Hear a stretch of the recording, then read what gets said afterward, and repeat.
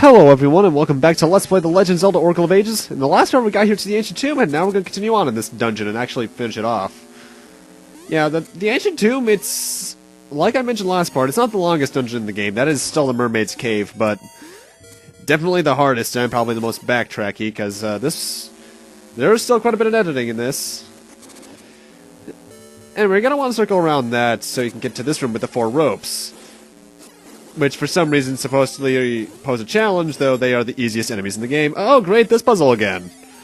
Thankfully, for ages, I think this is the last required one, not barring any optional stuff if you play Seasons first, I believe. And they definitely saved the hardest one for last, though honestly, it's not that hard. There's only so many options you can take with this one. Because a lot of the other ones, the first 2 that we did have multiple answers, I believe. This is the only one that I can recall only has 1. Or at least, this starts off having 1, but towards the end there is, I think, 1 variation you can do. And it's with those 2 panels directly to my left, actually. But honestly, it's really easy. And for doing that, we get the dungeon item, which is the Power Glove? Oh god.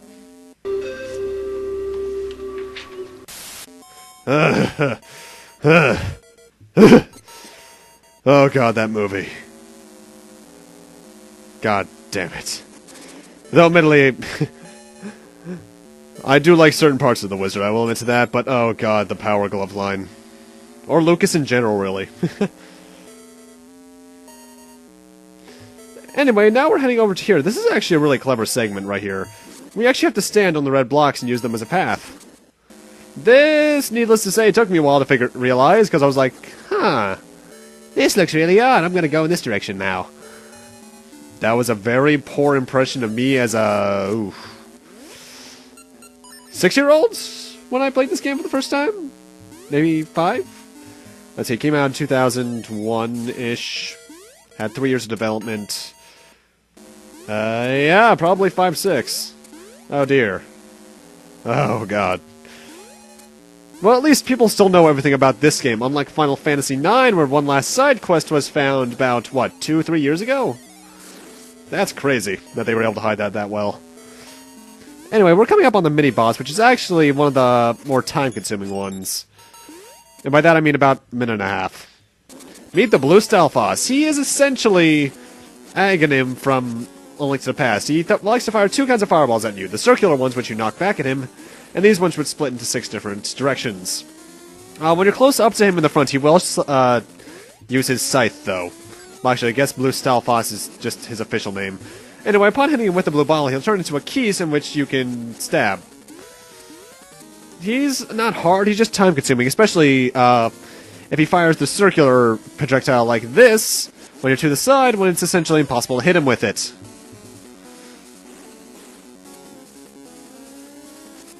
I do like its design, though. And there's the scythe attack. I've only ever seen him do that 4 times in my entire time playing this game. I swear it's impossible to hit him from the side.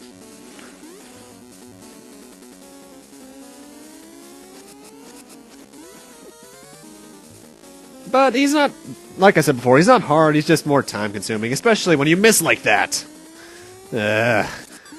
This is one of the few reasons I'm not looking forward to playing A Link to the Past, is because I have to deal with Aghanim twice.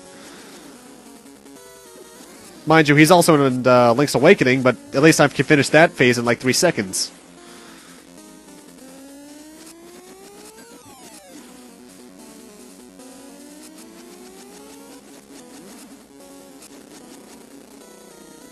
But yeah, he's not hard at all, really.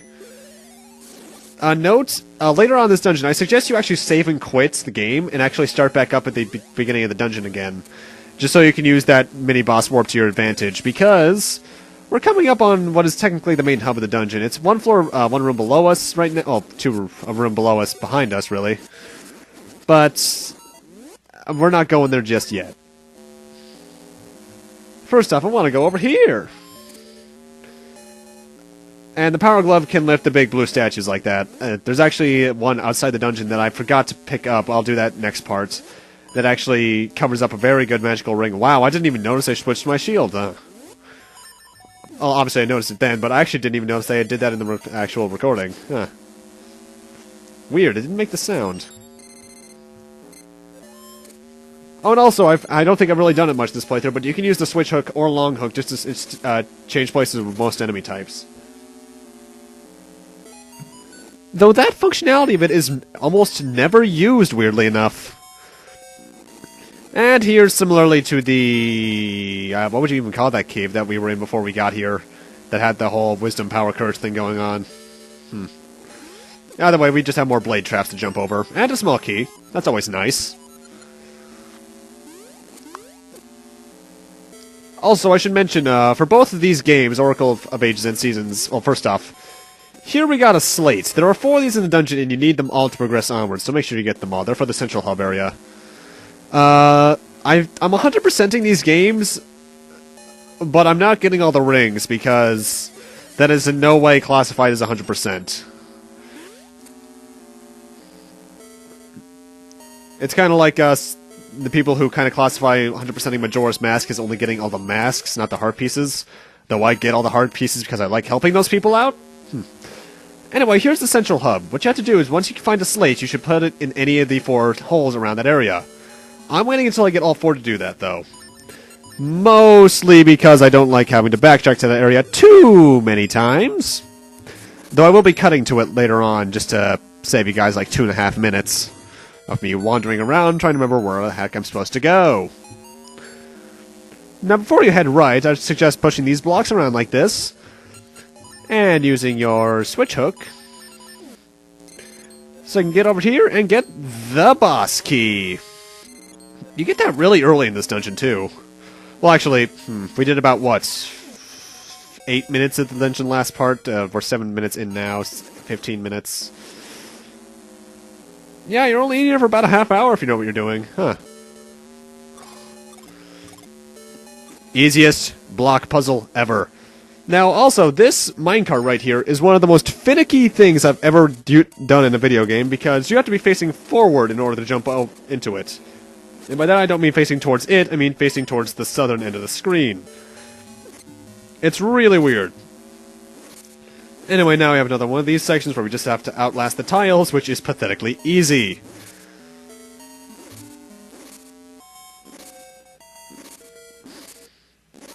Thankfully, it doesn't take too long.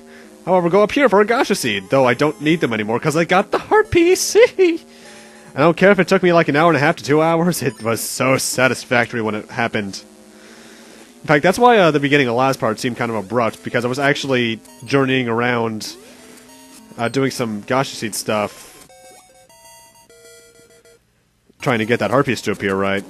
And wow, those blade traps are really overlapping each other there. Game Boy Color! Anyway, on this screen we have to take out the Ball and Chain Knight, who I decided to try and be smart with and use Gale Seeds against, which you can do to enemies actually, but it wasn't being effectual. But it wasn't effectual because his mace always got in the way. And in here we got slate number 2 of 4. We're halfway there, halfway there, halfway there. And run, run, run, run, run, run, run, run, and we're good.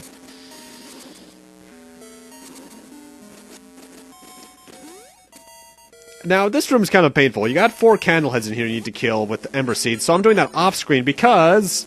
for one thing, it took like a minute and a half, and for another, look how much damage they did to me. I had like 4 or 5.5 hearts before entering that room. Now I'm down to 1.5, 1 1/4.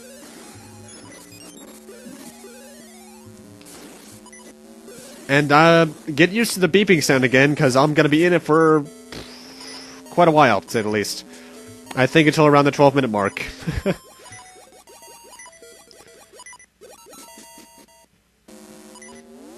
You can just ignore these things, but I decided not to.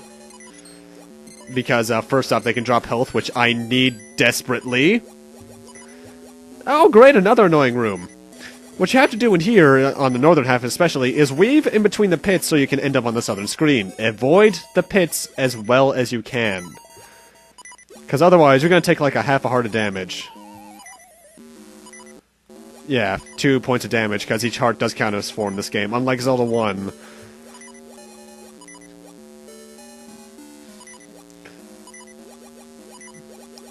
And we can head into this 2D section now.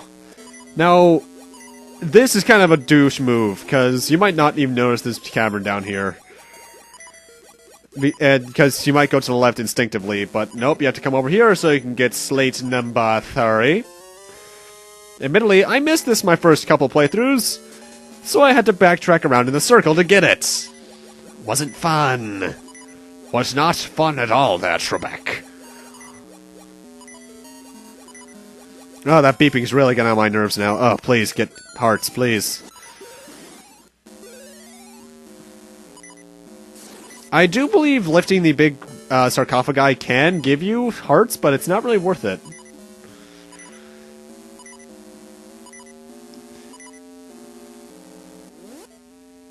You know, it's kind of funny, though. The dungeon music here is already pretty tense, but when you get the added effect of being low in health, it gets kind of almost frightening at times.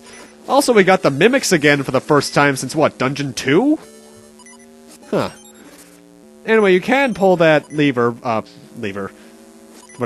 that switch there, but you actually have to come over here to progress, and thank God, fairies! My health is not only full, but we don't have the annoying beeping. But anyway, you need to come down here, because this is where the next slate is.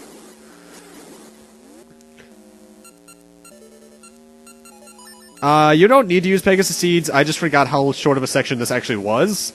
I was thinking more of something from Seasons' final dungeon, actually. Oh god, the final dungeon of Seasons. I love it, but at the same time I hate it. And here's slate number 4. Now, just to save you... Well, actually, no, never mind. I'm thinking of later on. You could head to the right just to get to the place you need to put the 4 slates immediately, I believe. But there's one last treasure chest that we can get in this dungeon that I want to get, even though it's pretty useless at this point. Just flip with that diamond block, and it's in the room above us. We're back here, actually. Push the blue box, by the way.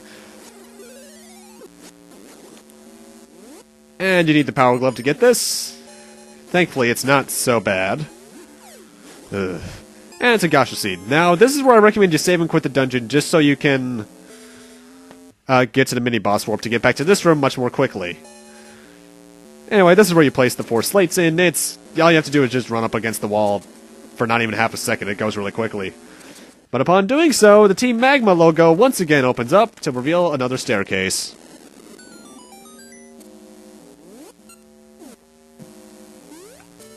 So now we're on the bottom floor. Well, actually we're in the 2D section leading to the bottom floor. And we've actually been to near the boss room already, actually, but we got something last part. No, right where we got the boss key, actually. Now this can be kind of mean. If you don't have bombs or ember seeds, you're screwed here. I think the pots in the top left corner can have those, but I'm not entirely sure. Just bomb that brick, put ember seeds in there, and lift this thing up, and you get access to the boss room. And the boss of this dungeon is Ramrock. Ramrock is actually one of my favorite bosses in the game, though he's also one of the longer ones. He has 4 phases. Phase 1... Well, first off, none of the phases can be hurt by the sword itself. Phase 1, you need to knock the fists he throws at you right back into him. This is also the only phase I'm showing you unedited, because a lot of the other phases take like 20 to 30 seconds to get every hit in. If your luck's bad, like it was with me for some reason. Especially Phase 3. Ugh. Every phase does in fact take 3 hits to kill, though. Anyway, that was Phase 1. Pretty easy. Phase 2, he has these little claw arms that he tries to crush you with. What you have to do is that when he's trying to crush you, you throw a bomb in between them. I do recommend hanging towards the upper half of the screen so you can actually, get a bomb into there easily. Because it has to be in between his claws. It can't be like on his face. You have to do it like this. And then repeat that 2 more times. And upon doing so, you unlock Phase 3, which I think is the most annoying phase. You're gonna need the seed shooter out with the scent seeds. He gets these little magnet things out that he can protect himself with from pretty much any angle. He likes to fire the Aghanim balls at you that you can't deflect, and he also has these eye lasers. What you have to do is reflect a seed off the background into him. Once again, it takes 3 hits, but it's just that's a really painful 3 hits to get in. Especially because the hitboxes on the little arms are really, really big. And here's the eye lasers that are pathetically easy to avoid. After that, he starts doing the other stuff. Actually, no, he takes 4 hits, never mind. And then phase 3. This is actually the easiest phase, in my opinion. It's just that it took me like half a minute to remember how to do it. What you have to do is, when he throws his arm at you, pull the opposite arm forward, backwards 3 times, and then let it loose back at him. Repeat this 3 times. Once you get him doing it once, you should be able to do it all 3 times in a row. And defeat the Finals Dungeons boss. And also get the final heart container. We are pretty much now 100%.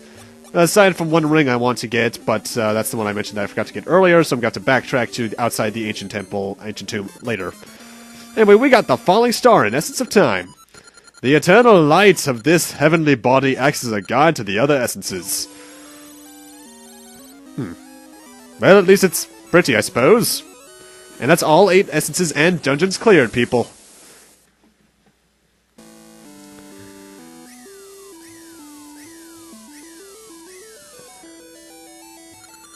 Thank you, Link.